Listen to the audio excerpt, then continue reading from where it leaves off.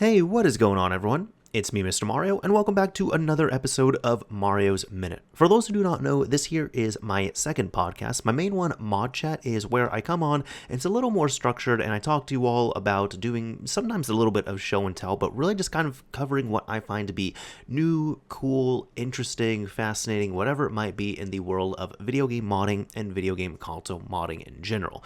However, this here is Mario's Minute, which is not that. Mario's Minute is a little less structured. It's where I come on here once a month, sometimes with a guest, sometimes not, and I try and alternate it month to month, right? But I usually just come on here and I talk about whatever the hell I want to. It could be news topics, it could be video game related things, it could be life stories, whatever it is, whatever I am feeling, and of course the guest as well too. Now that's the second time I've mentioned this here, but I do have to unfortunately say there's not going to be a guest on this episode of Mario's Minute. Just in terms of like scheduling, timing, and all that, it just did not work here, and I will say, if I can pull something off next month, cool, but maybe don't expect a guest for December either, but 2025, we're going to try a little harder with that, admittedly. That's on me. Either way, this here is available in two different forms. First of all, it is available in a visual form here on the Mr. Mario 2011 YouTube, Rumble, and Odyssey channels. And it is also available in an audio-only form, so you can take it around and listen to it like an actual podcast wherever the hell you go. Simply look up Mario's Minute on your favorite podcasting app, host, provider, or platform, and you should hopefully be able to find it. I know it's all available on all of them, but it is available on most of them. Either way, let's go ahead and get into some of the topics here, and these are kind of just, it's funny, this month I didn't really see anything that stuck out that I wanted to immediately talk about this or anything. No, for me it's more just been, that's just how it is. Sometimes I kind of have a little bit of a running list, and I'm just like, I feel like talking about this. Maybe this will be good to talk about, this will be good to talk about, and it would just be like the most random times in my life I kind of just add to that list. So I do have a few things here that I wanted to discuss. One of them is a little bit of a realization that I had here recently. Now, recently, I've been picking up and playing Diablo 3 again, and I'll get more into it near the end of the episode. However, it did bring me back to a good time, or at least, time there was a little bit of an escape. You see, Diablo 3, it first came out on PC in 2012, and that's where I was playing it. And I remember I bought that and Max Payne 3 on launch night. I actually went to the midnight release, and that wasn't the last midnight release I went to, but it was one of the last ones I went to. But funny enough, I ended up getting both of those games. And just thinking about it too, if you can just pause real quick, think about how epic of a release night that was. On the same night, we got Max Payne 3 and Diablo 3. That's pretty epic. But Diablo 3 back then was completely unrecognizable as to how it is now. One thing was it was much more difficult, and I didn't even play it for maybe the first month or so that I got it, because I was just really waiting for the kinks to be ironed out, so to speak, in terms of, the dreaded Air 37 and all that other stuff that was going on. Because, you see, I am primarily a console player when it comes to Diablo 3. I am aware that it is easier on console, but I'll say this, they were able to translate it from keyboard and mouse to controller beautifully. Like, absolutely beautifully. It plays wonderful, and I've tried it on 360, on PS4, and on Switch. Those are the platforms that I've played it on. Like, I don't think I finished it on 360, but on PS4 and Switch, I have played it before. I finished it, and on PC, I finished it as well, too. Now, this is also, when I was playing it, this, again, you gotta remember, this is when there was only, like, a handful of difficulties. There wasn't all, like, the torment levels and stuff. They weren't doing seasons at that point. It was just standard and hardcore. And also, the difficulty curve was much more different on there. I will be honest, I was having difficulty, like decent difficulty playing on normal solo. And I think they only had maybe 4 or 5 difficulties at the time. And now the game is both easier and harder. You could play through normal in your sleep. If you want a tiny bit of a challenge, you play on hard. And if you want a little more challenge, that's where you're going to go, up in difficulty and such. Or if the game is too easy for you, there's all those different torment levels that you can play. Plus, there's a whole, the loot 2.0 system. They end up essentially redoing how loot was because people were complaining about that. There was the real money auction house. I never participated in it, but I was there for it. I believe it started and it ended within a year. I think it was 12 months, like almost to the day of release, they end up shutting it down because essentially it was destroying the economy, like the in-game economy of like the auction house of the game and such. But the reason why I'm talking about this, and I'm giving you all kind of a background to how it was because Diablo 3 is not only, it's a game that's very near and dear to me, right? It's one of my favorite games I've played. It's still one of my favorite games. It is probably the most addictive I've ever gotten to a game. It is one of those games, I could fire it up on my laptop at the time and I could start at like, 2 p.m. and it feels like maybe 45 minutes have passed, and all of a sudden I look down the clock and it's 5:45 p.m. That is why when I was getting a taste of that, I'm like, wow, I will definitely never, ever, ever, ever touch World of Warcraft, because that's one thing that I do hold in high regard for myself. World of Warcraft could be the best game ever made in our existence, in our lifetimes, and I will never play it because I've seen way too many lives ruined by addiction to that game. And I've had people, it's funny because I'm sorry I'm going on a tangent here, but one of my former friends is back in like middle school, high school. I remember he was playing World of Warcraft on and off, on and off, on and off. And I remember there was one time like in high school when he got back onto it, he was wanting to play with some friends online. So I think one of them passed him an account that was a high level. And, because that's how it goes typically when I've talked with people. They say, it's less boring it's less boring when you start from level 1 because the journey is leveling up your account.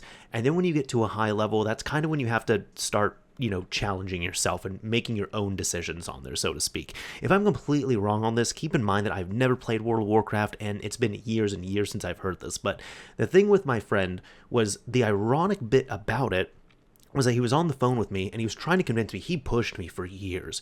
He pushed me to try and play World of Warcraft. He would give me an account. You could get a 2-week free trial. You could get a trial. You could do all this, right? And he kept pushing me to do that. And I remember as he was telling me this, he was playing World of Warcraft. And he was saying, dude, if you're worried about getting addicted, you're not going to get addicted. I was like, how do you know? He said, because you have self-control. Like, you're older, you have self-control. Like, you can, and older, we were both the same age, but we were in high school at the time. So he's like, you actually have self-control over this. Like, you're not going to get addicted to World of Warcraft. And I was like, well, what about you? You're addicted to it. He's like, no, I'm not addicted to it. I can stop playing anytime I want to. And I'm like, but you're playing right now. He's like, yeah, I'm playing right now because I'm talking to you and I'm, just doing some random crap in here, but I can stop playing whenever I want to. I was like, okay, so log out right now. Just stop playing it. He's like, no, I'm not going to do that because I'm not doing anything else right now, so I'm just playing World of Warcraft. Like, no, that's stupid. I'm not going to do that. And I'm like, you really don't see here. This I'm going to use, and actually that's what I'm doing here in 2024. I'm going to use this as a shining example in the future as to why I do not play World of Warcraft and its addictive tendencies. But even when I was older, because I think I was, 19 when I played Diablo 3, I got that. And then every few years when I go back to Diablo 3, I'm bitten with a little bit of that bug. And the dangerous thing is, at least for me, even like the Paragon leveling, I really don't do that because like I'll finish the game and then I'll start doing Paragon leveling. I'm like, nope. I got to take it out. Take the disc out, delete the game. I'm good. I did my playthrough. I'm happy. But it's a very fun time waster. It doesn't really seem like the type of game that I would have been into necessarily, but lo and behold, I actually really like dungeon crawlers, and it's very fun. It kind of just itches that like primal part of my brain that I'm looking for, and that's exactly what Activision, Blizzard, Microsoft, whoever you want to call them at that point, that's what they're trying to do. Now, I've painted the picture for y'all, right? I even went to like the World of Warcraft side of it here. But this is all to say that Diablo 3, I also have to thank it for a very big thing in my life, and something that I hope to instill in people. I've talked about it on the channel, on Mod Chat, on here, and even my content should make it, obvious to some extent here at least. But Diablo 3 absolutely made me a certified hater of always online DRM. So if you need to point to something and be like, oh, always online DRM isn't that bad, you just need to get better internet. You always have internet. We're connected all the time. It's not that big of a deal. Why do you dislike always online DRM so much? Diablo 3 is the exact reason why, and I'm going to explain it to you all, right? We're going to have to go back again to 2012. At the time, not only there was the issue of Error 37, so people who didn't even want to do co-op, they just want to purchase their game, download whatever patches they needed to, and then play it and play solo. they could not do that because on PC, you had to have a always online connection to Battle.net. That was it. And on console, you do not need that. PS4, PS3, PS5 technically, Xbox 360 all the way up to Xbox Series, Nintendo Switch, as long as you have the game installed, you have any of the data needed downloaded on there, you have the updates, and if you have a digital copy of it, as long as you have the license and you are able to run it, you can play the game offline just fine. If you just want to play it by yourself and you just want to do it solo and you don't care about having everything be online, like let's say you don't want to have, like a seasoned character or something, you don't want to be connected to the Diablo services and such, you can do that. You cannot do that on PC. You cannot. On PC, I'll tell you, I have spent exactly 0 seconds in my lifetime playing co-op on PC on Diablo 3. And there has been so much issues. I've had so much network lag that I've had, like to the point where I refuse to play it on PC. I've just had such a marred and such a bad experience. I had friends who played on PC. They wanted to add me on there. They wanted to play it together. They wanted to do co-op. And this like years later, I'm like, no, I'll play it on console, man. Not only it's comfy, but I'm not going to deal with network lag in a single player game. And that's what I'm trying to explain here. You see, as I said, the problem is it's not just a DRM check on there, right? Even when you are playing solo on there, you are essentially playing an online game, only on the PC version. Like I said, this does not apply to the console versions, which is even more frustrating, because the console versions prove in an official capacity that it does not need that always online connection, but the PC version was made like this by default, and that's how it was. So you got to remember, this is 2012, right? I had this laptop, I think it was a Asus U56E. It wasn't a bad laptop, but I got a really, really bad, like, lemon version of it, right? Because essentially every single thing on this laptop had to be replaced. The screen, the disk drive, the hard drive, the keyboard, the trackpad, the Wi-Fi board as well, too. And I still have a Wi-Fi board issue to this day, and this model, it's actually known for this. The Wi-Fi board on it is not good, and the only way to quote-unquote fix it is just a workaround. You need to reseat the Wi-Fi card, and the only way to do that is you have to take the laptop completely apart. Right down, you can't just remove a few components and put it back together. You have to take it all the way apart. Because essentially at the end of your disassembly journey, that's where the Wi-Fi card is. You then have to remove it, reseat it, and then you put it all back together. If you don't do that, eventually with this card, you just run into countless networking issues. And there's no amount of software or upgrades or fixes or operating systems that will be able to fix it. The only other fix is really replace the Wi-Fi card until it happens again, or even if you had to do what I do, because at the time, I was running into a lot of issues, and I was in college, and I couldn't keep doing this because essentially, if I was in class, right, it was a gamble if it was going to connect to the Wi-Fi. And I know for a fact it was because of the Wi-Fi card on that laptop, right?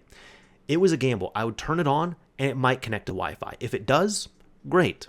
But it could disconnect at one point. And when it disconnects, you are not getting back on the Wi-Fi until you restart the whole laptop. And because it was an Asus laptop down with stuff, it would take about 5 minutes to do. So this was not a pleasant experience, especially when, I was limited on class time and such there. So what I did was I ended up having to buy one of those USB Wi-Fi dongles, like a $5 or $10 one, something like that. So I had to plug a Wi-Fi dongle into the side of my laptop in order to at least get a more stable internet connection. And the people who saw it, they thought it was really odd because they're like, wait, you have a laptop, doesn't it have Wi-Fi on it? I'm like, yes, it does, but it's not reliable. If you can believe it, this stupid little USB stick is so much more reliable than the built-in stuff right here. So because of that, Diablo 3 was horrendous for me to play, but it was so addictive that I kept playing it. But I cannot tell you the amount of times that I died playing this game because of network lag, because of latency, because of issues, because of rubber banding. Because there were times, like at home, for example, where I would play with my laptop, I didn't have the best connection to my router there. And this was at home. If I was on campus, it depended. You might get to an access point that's abandoned, or you might get to an access point that has 300 other devices connected on it. If there is a issue with your network itself, if there's an issue with Blizzard's network. I know one of the posts that I remember, it was on I think the Diablo 3 subreddit or something. There would be times where even if you had a proper internet connection, you were hardlined, you had a powerful PC, all that stuff, if you were doing everything right, if there was a hiccup with Blizzard's network service, you were boned at that point. There were several times, there would be times where, the connection would just drop off for a few seconds or a minute or two. And especially people who were playing with hardcore characters, they died. And if you don't know what hardcore mode is on Diablo 3, it means permadeath. You have one life for your entire run. You start at the beginning of the game. And when you die one time, that's it. Your character is dead. There's no checkpoints. There's none of that stuff. So I'm sure I don't play hardcore because that's too hardcore for me. But I'm sure people were raging and seething incredibly hard, running into issues like that, network issues that might not have even been their own. So because of all those issues that made the game even maybe four times harder than it needed to be with my specific configuration there, it solidified it for me. I already did not like always online DRM. I was already against it, and it wasn't as much of a thing back in 2012, you think about it. But when they put that onto Diablo 3, I was like, put very simply, there is absolutely no reason why I should be experiencing network lag on a single player game. I don't play with anyone else. I don't do any of the multiplayer stuff. I don't do any of the extra stuff, not even the regular auction house. I don't do any of that. I fire it up, I connect, and I just play single player, solo, by myself every single time.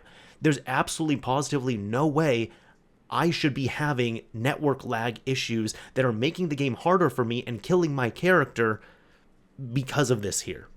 So, if anybody ever wonders why I hate always online DRM so much, you can thank Diablo 3, which is still a great game, mind you. But the thing I do recommend to people is play it on console. It's incredibly great on console. It's a wonderful experience there. They did a fantastic job translating it to controller, because that was the thing I remember, when I was talking to friends at the time, we were worried about how good it would play on console, and then when I played it, I was like, oh, this is great. This is great. There's no issue. And wait, you're telling me that I can install the game and play it offline with no internet connection at all? That's great. So another thing here, this is a bit unrelated, but I was actually going to share, a couple of work-related stories here, I suppose you can say. This one is from one of my best friends, and he was telling me this, and I was having a bit of a laugh of it, right? So I'm not going to say his name, but you know who you are if you're listening.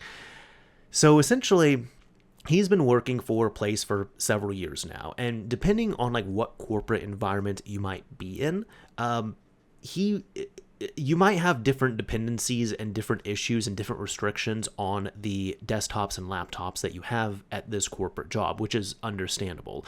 A lot of times there's some places that are so locked down where I've worked at places before where even years after, even when it's outdated and stuff, you're only allowed to use Internet Explorer. The firewall is cranked up to about 9 out of 10. And there's not all that much you can do. You can't even plug in a USB drive or anything. That stuff is disabled.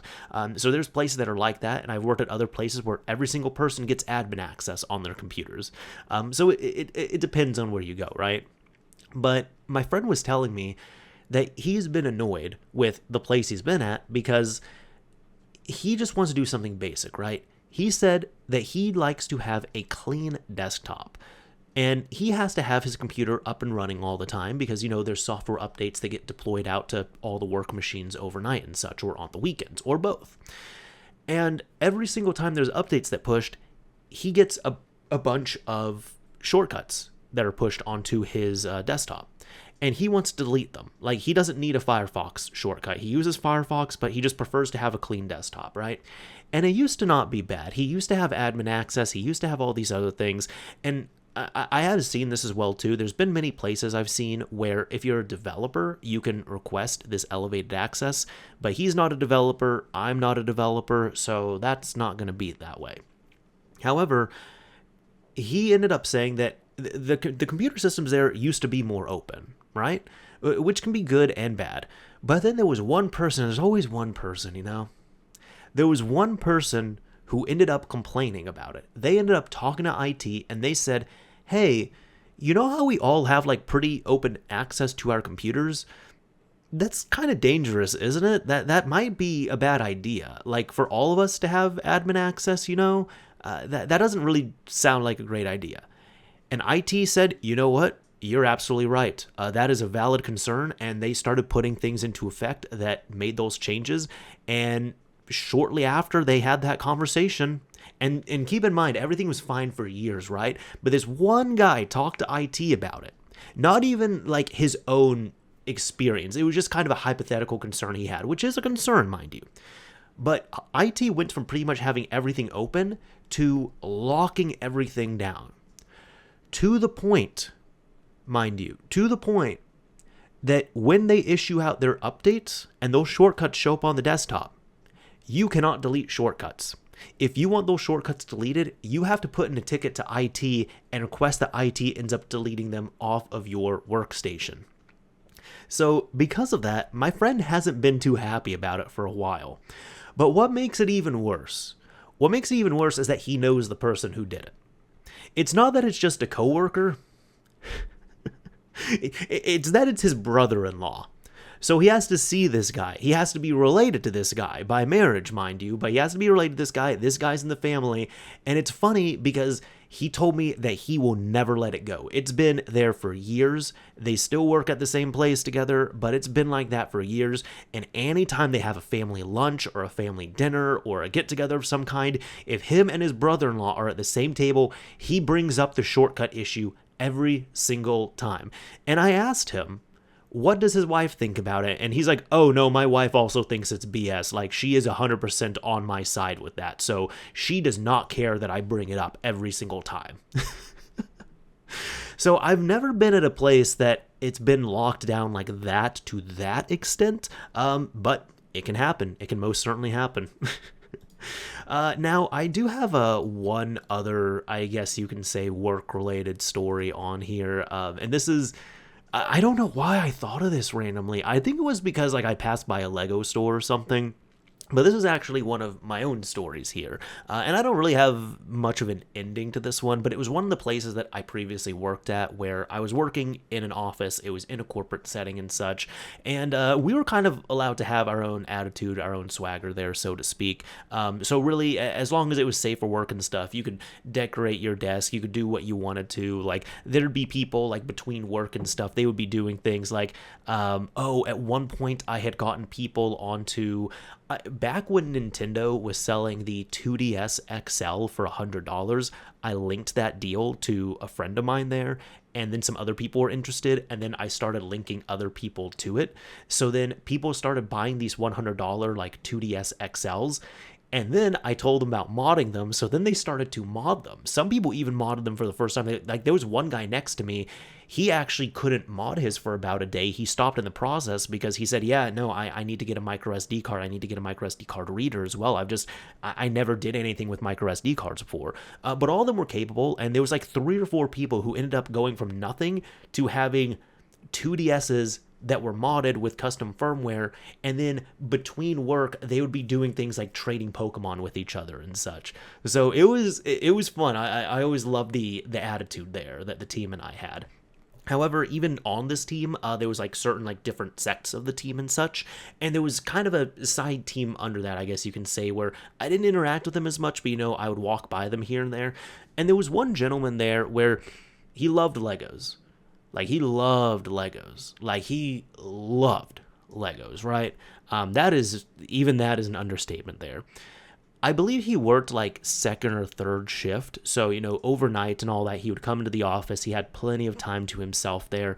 And what he was doing was he was buying Lego kits. And it wasn't just like standard Lego kits. It was the really, really nice ones. I don't know what they are called, but it's one of their more like prestigious lines where you can build like a spaceship, or you can build Big Ben, or you could build the Eiffel Tower. If you look those up, or like the... just like those iconic buildings, and they're really nice Lego sets. Very intricate. They take a while to build as well, too. So it seemed to work out for him, because he's working overnight, so he would buy a Lego set, during his shift, between things that he was doing, he would be building it. And then whenever he would finish that Lego set, he would go out, he'd buy another one. He'd bring it in. He'd finish that one. He'd buy another one. He'd bring it in. But we only had a finite amount of desk space per person. And it got to the point that I passed by his desk one time, right? And I just looked. And he barely had any space to himself. And thankfully, he was a pretty slender guy. But almost his entire desk space was covered in completed Lego sets. And then he had his monitor, a section for his laptop, and his keyboard and mouse. And then he had a very, that he pretty much had to, slenderly fit in to do his work there, right? But then even on the ground, to his sides, where he would put his legs, he didn't have that much leg room because he put all the boxes for the completed sets underneath the desk. So what I'm saying is his desk setup was 80% Lego and about 20% space for him and his laptop and his peripherals that he needed. But I was like, you know what, dude, you do you on there. They were very impressive sets, mind you. All really awesome, all really impressive to see. But what happened at one point was I had caught him and another coworker, and they were talking with the building manager, and the building manager just seemed to look a little bit annoyed with this. But I guess what ended up happening is what this guy claimed is that there was two Lego people, because there's little figures and all that, little Lego person figures with each of these sets. I guess there was two figures that ended up going missing from all of his sets that he had, and he had at least 8 completed ones, right? But there was two little figures that ended up going missing, and he was talking to the building manager about it, and there was a coworker that was backing him up, and the building manager just looked a little bit in he was trying to care, but he was kind of in disbelief. And so he's explaining it to him, right? Yeah, they were this and they look like this and they were right here. And the building manager's look, I don't know. I haven't seen them. Nothing's been reported lost and found. Have you checked lost and found? You didn't check. You didn't see them lost. Okay. I don't know. I mean, your trash can is right there. It's really close. Do you think that they got thrown away on accident? He's like, no, they didn't get thrown away. They didn't get thrown away. And the building manager's like, okay, I guess if they didn't get thrown away, they didn't get thrown away. But, I mean, what do you, he just seemed so lost. The building manager just seemed so lost on what to do here. Because you see, it's one of those things, I'll be honest, in the back of my head, I was kind of let's not make a problem out of this, right?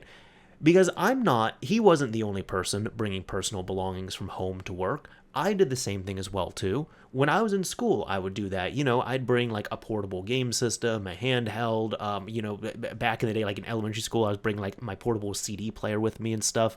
And, the teachers and stuff, they would talk to me about it because usually it was just a thing. They would really talk to me. They'd be like, hey, you might not want to have this, and of course, don't have it out in class or what have you, but you realize you have to watch it, because if you lose it, if someone takes it, if someone breaks it, the school is not responsible. Do you understand? And I would always say, yes, I understand.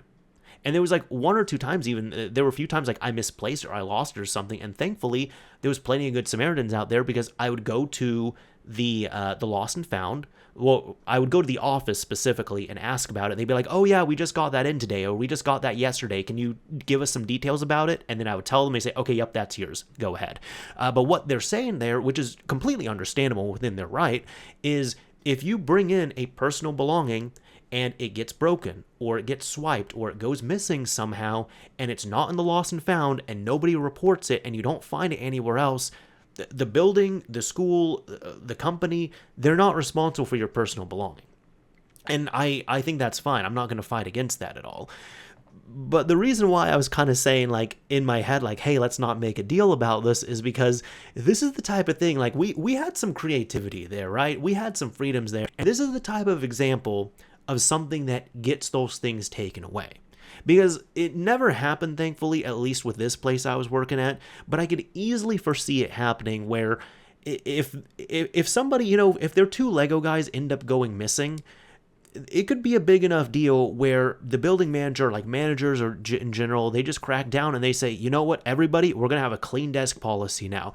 Everyone has to clean off their desks. The only thing that you can have on your desk is company-owned items. That's it. You can have your laptop, your monitors, your peripherals. That's all you can have. And now that everyone's desk is clean, you are allowed to have 2 items, like 2 personal items. That's it. Like you can bring a photo and you can bring like a folder with, or like a book. Like if you're reading a book, you can have that on your desk. If you want to bring a photo of like you and your wife, you can bring that and you can put on, and that's it. 2 items. That's it. So I'm just like, I can foresee something like that happening because honestly, it's going to be beneath like any company to look for something like this, and it's just going to create issues in that regard. So they would just say, as opposed to, you know, how about this? Instead of finding 2 Lego guys and causing a big deal and commotion, how about no Legos? How about that? But the thing that I found maybe a little bit funny with it as well too is he also ended up, there was like one time later I ended up walking by and he had a little note. It was like on top of his desk area, like one of the separators, and he had a handwritten note that said something along the lines of, there's 2 like I've had 2 Lego guys stolen from me. If you have them, please return them back to this desk and I will not ask any questions. It was something like that. Because those 2 Lego guys were important, which I can understand. Look, I'm someone, when I go buy games and stuff, I like to, if I'm getting them used, I like them to be complete in box and everything, right? That's important to me. I get it. But I still found the situation to be funny at the same time. And also at the same time, I'm like, let's also not make a situation of this. And then COVID ended up happening. So you know how that goes. Everybody ended up going home, and then a lot of us stayed home for a while. But this was pre-COVID when that was going on. So that was a story of the Lego Men going missing. Did they ever return? I don't think they did. I don't think they did. So that's why I'll also instill in people. I actually, funny enough, real quick, I did have a little Lego thing on one of my desks at one point. 2 of them, actually. I ended up having I had a Halo. It wasn't a Banshee. It was a Banshee. I ended up having like a Halo Banshee, and it was like one of those Mega Bloks ones where I end up like putting it together, put the stickers on it, and I end up like bringing it into work at one point. And I think I brought that one home, and then I ended up bringing a little Shiba type thing. I got it from a Daiso at one point when I was traveling, and it was just like this little tiny like Lego looking Shiba that you could build, and I put it right there. But that's really all I did, and I'm like, that's fine. I think like 1 or 2 Lego objects is fine, but let's not bring the whole collection here, so to speak. So I am going to keep this episode here a little bit shorter, but I want to talk to you all about what games I am currently playing. So I'll go ahead and fire up my Switch here because that's primarily what I've been playing on, but actually even off the Switch as well. I've been playing, which you all might have seen if you've been following recent videos and such, I've been playing Wipeout Phantom Edition, and that's been really fun. For anybody who does not know, this is essentially not a recreation, but it's been kind of like a rebuilt version of the original Wipeout game that came out on the PlayStation, except it's on PC. And I actually didn't know about this until I read into it, but it actually did get an official port to PC.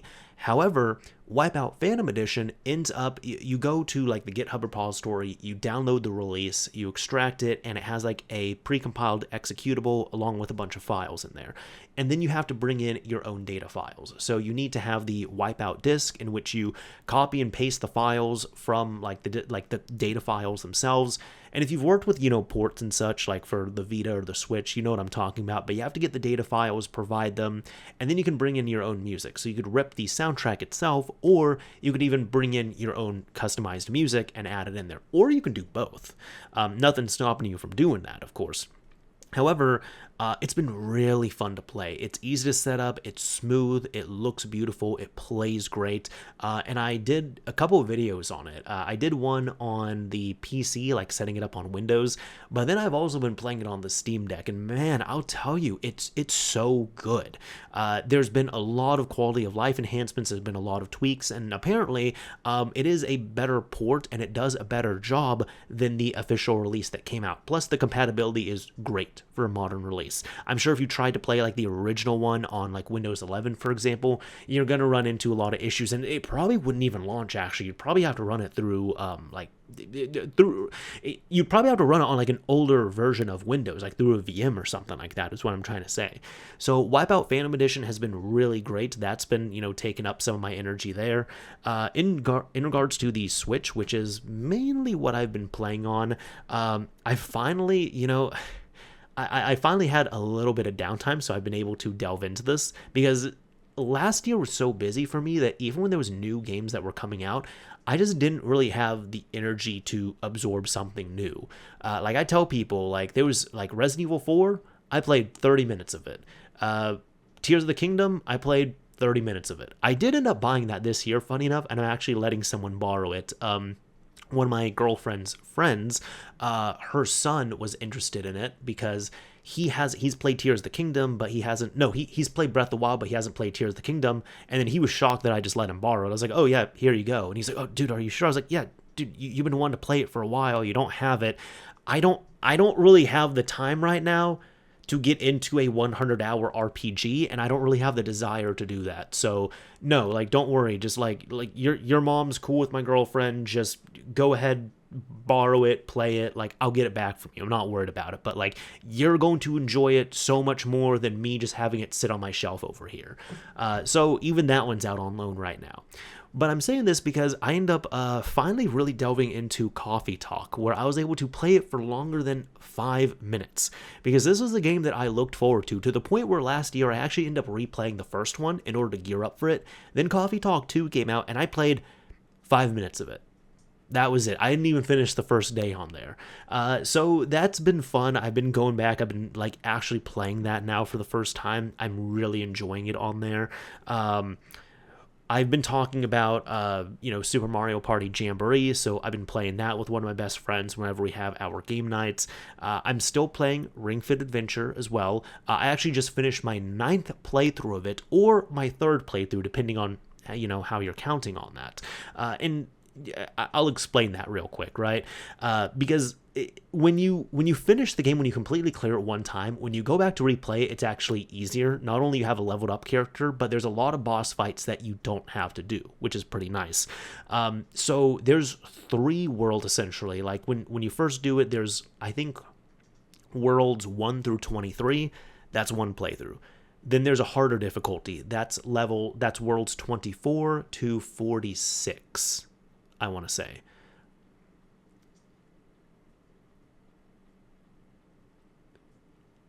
I had to double check. That sounds about right. So 24 to 46, that is the, second difficulty on there. And then the final difficulty is 47 to 69. Yes, the final world is 69. I'm actually surprised Nintendo had that on there.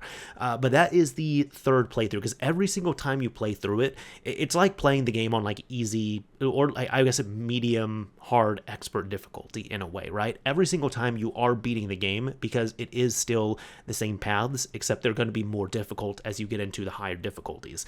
And then what I do is I just go right back to whenever I finish World 69, I go right back to the beginning of World 1, and I run all the way through it there. And then it's actually pretty nice, because not only feel like you're accomplishing a good bit pretty fast, because you can quite literally one-shot enemies when you go all the way back to the beginning, but because you're running through levels so fast, you quite literally do a lot of running. So near the end of the game on the harder difficulties, you're doing a lot more fighting with enemies, but when you go back to the beginning, you're going to be doing a lot more running. So in a way, it kind of balances itself out, because even though the game is easier technically when you go back to do that, and when you backtrack there and replay it, technically it is easier, but you still get a workout. You still get out of breath. And I do play, by the way, I play on the hardest difficulty, because you have your own character levels, and I've been playing at level 30 for years at this point. I think the only time in the last few years I brought down the character difficulty was at the beginning of last year. I actually ended up having a pretty gnarly leg injury at the beginning of last year, and it was to the point I could not exercise, and I hated it. I hated that. But when I started exercising again, I had to take my Ring Fit really light, and I ended up turning down the difficulty, but after a few weeks, I was able to ramp back up, and I was back at level 30 again. So that's been fun. That is my 9th playthrough, or my 3rd complete playthrough, if you want to count it. I just say my 9th playthrough, right? So I've been playing that, and then I did talk about this earlier, but now I want to talk about it a little more. Diablo 3. That's what I've been playing. So my girlfriend and I, we've been looking for a game that we could play together and stick with, because there's several games that we pick up but then we don't finish, like Knights and Bikes or Super Mario Bros. Wonder. And these are all good games, but we just end up dropping them, right? So we were kind of looking for a game that would be fun to play. And it was actually a few months ago I showed her Diablo 3. And I loaded up one of my saves and I started playing it. And then funny enough, the addiction bug hit me a little bit. But she was like, no, this looks good. And I asked, well, do you want to play it? She said, yeah, sure. So this time around, we ended up, I think it was just last week, I ended up bringing this up. We were looking for something to play. Oh, that was it. We were playing some of the Lego games. I had some of the Lego games on Xbox 360, so we were playing Lego Star Wars, the complete series, because for me, it's a Lego game, it's on 360, I can play it enough, and then she loves Star Wars, so it kind of balances out there. The problem is, for her, it was a little too slow, and then for me, when I'm playing it and I'm tired, I get frustrated at puzzles I cannot figure out. I've never been a great puzzle game person when it comes to things like that. So we needed something that was going to be less frustrating, more rewarding, and something that could actually suck us in, because she was even like, dude, I'm falling asleep here. Like, this game is just, is there a way to run faster? Like, can we speed it up? Like, this game is so slow, which it is, but I also appreciated it because I was like, the Lego games, they're really great for all ages in that regard. And I could also see if you're like a little kid playing it, it's really exciting, seeing all the coins and I guess the Lego pieces that you get and seeing the progression. And then as an adult, you can appreciate, the humor and the gameplay and the level design on there. But we ended up going to the exact opposite. We went from something cute, which was, Lego, to Diablo 3, which I've been joking and only half joking. I'm like, this is not a bad game because you're killing demons, you're saving people, you're doing like you're destroying really evil bad entities. So if anybody tries to argue that Diablo 3 is, some form of like evil game, it's not. The entire game is about fighting evil. That's what it is. And you got to look out for those people who are trying to tell you that Diablo 3 is evil. But we've been playing that game, and I am playing as a witch doctor, which was one of my first playthroughs I did, and I had a lot of fun with it. She's playing as a demon hunter on there. I'm gonna ask this, right? Who plays barbarian? Seriously, who plays barbarian? Because when I first played Diablo 3, I tried Barbarian. Later on, I tried it again. I even tried it a few years ago. I tried to play Diablo 3 as Barbarian. I did it in co-op, actually. I don't get it. I can't do the Barbarian class. To me, that is the worst one. It is boring. It is more difficult than other classes as well too, but it wouldn't be that bad difficulty wise if it was just more fun to play. But I've had so much more fun playing as the other classes, and Barbarian is just boring, and because of the boringness and the difficulty there, it becomes frustrating playing as a Barbarian.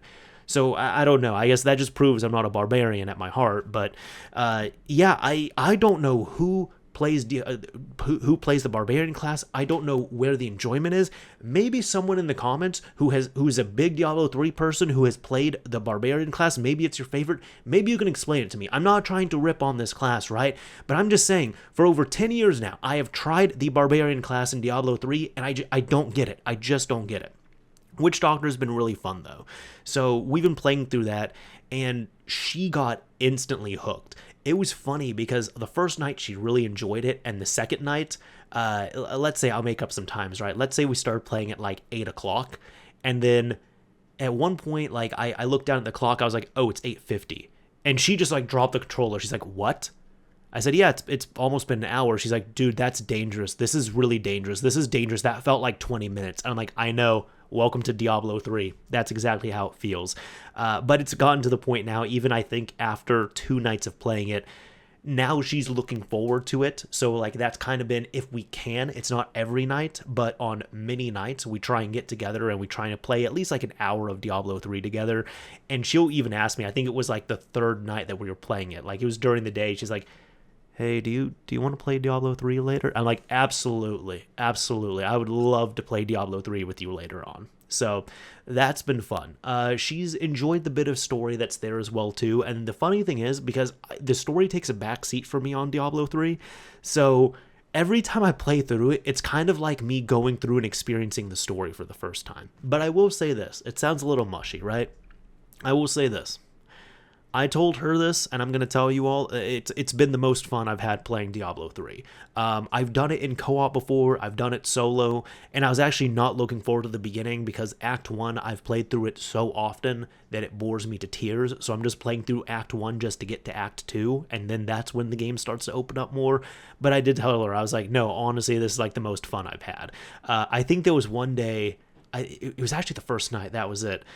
Those big enemies, the really huge, like the huge fat enemies that you end up attacking, and then they end up like inflating and explode, and all of these eels come out and run everywhere. When she saw those, she started screaming, and she screamed so much that then her dog started screaming and barking at her. So just moments like that have been great. And if anybody has any other, co-op game recommendations, that would be fantastic. I'm actually looking, because some people might be wondering, dude, you're talking about Diablo 3, why haven't you played Diablo 4? I'll say this, I wasn't really happy with a lot of things that Activision, Blizzard, Microsoft, whatever you're going to call them, I wasn't really happy with things that they were doing. I guess it would be specific to say it was really Activision Blizzard, because Blizzard was great, and then when Activision started buying them, that's when... they just started doing some shisty things, internally and externally, that I did not like.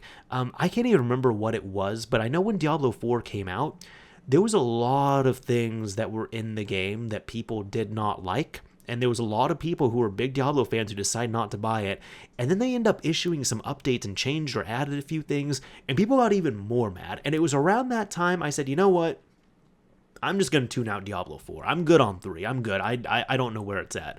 Apparently, though, I talked with like at least one or two friends about it, and they've said that Diablo 4 is quite different to Diablo 3, so it's not really a fair comparison to make, but they've really, really enjoyed playing Diablo 4, like at this point in time now. So I said, you know what? Black Friday is going to be coming up, as I'm recording this here. I said Black Friday is going to be coming up, although there's already deals. I might look for a deal on it. If I can find it like on PS5 for a good price, I'll pick it up. I'll see how it is, and that'd be fun to play through afterwards. If not, it's all good. We still got Diablo 3. I think there's also that Diablo 2 Resurrection, which I might have to try as well, too. I might have to actually finally give that a shot. So I've never actually tried it, but we'll see how that goes. Either way, that is about it for this episode of Mario's Minute. I hope you all enjoyed it. I hope it was entertaining to listen to. And if you made it to the end of this episode, typically I like to pick a keyword or a key phrase. And if you use that keyword or key phrase in a comment on the video upload, I'll know that you made it to the end of this episode. Typically, I do pick something off of my desk here, just kind of look around and see. I'm seeing this. How about wheel?